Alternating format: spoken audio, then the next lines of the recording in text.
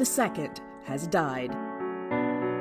Queen Elizabeth has been monarch of the United Kingdom and head of the Commonwealth nations since 1952. She surpassed Queen Victoria, her great-great-grandmother, to become the longest reigning British monarch in 2015. And in 2022, Britain celebrated Her Majesty's Platinum Jubilee in honor of 70 years on the throne. But before that, on the 21st of April, 1926, she was born Her Royal Highness Princess Elizabeth Alexandra Mary of York, first child of Prince Albert and Lady Elizabeth, then styled the Duke and Duchess of York. Princess Elizabeth was expected to live a relatively normal, if privileged, life, but all that changed when King Edward VIII abdicated the throne of England to his younger brother, Prince Albert, in 1936. Prince Albert became His Majesty King George VI, making Princess Elizabeth the heiress presumptive, next in line to the throne. She was not heir apparent because if her parents had a son after her, the laws of the day would have moved Elizabeth down in the line of succession. Something she later changed.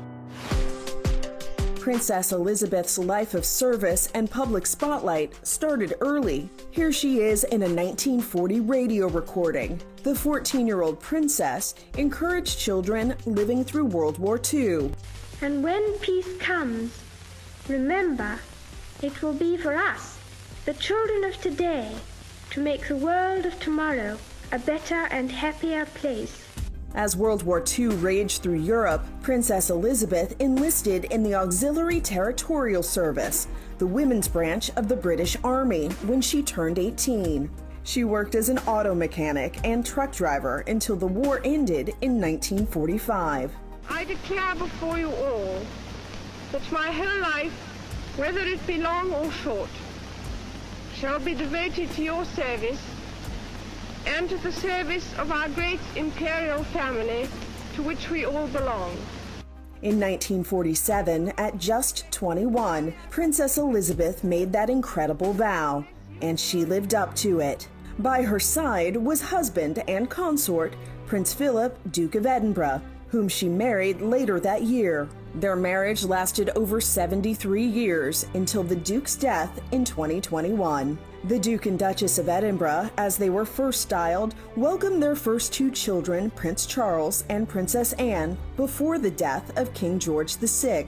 Princess Elizabeth ascended the throne on February 6, 1952. She was just 25 years old.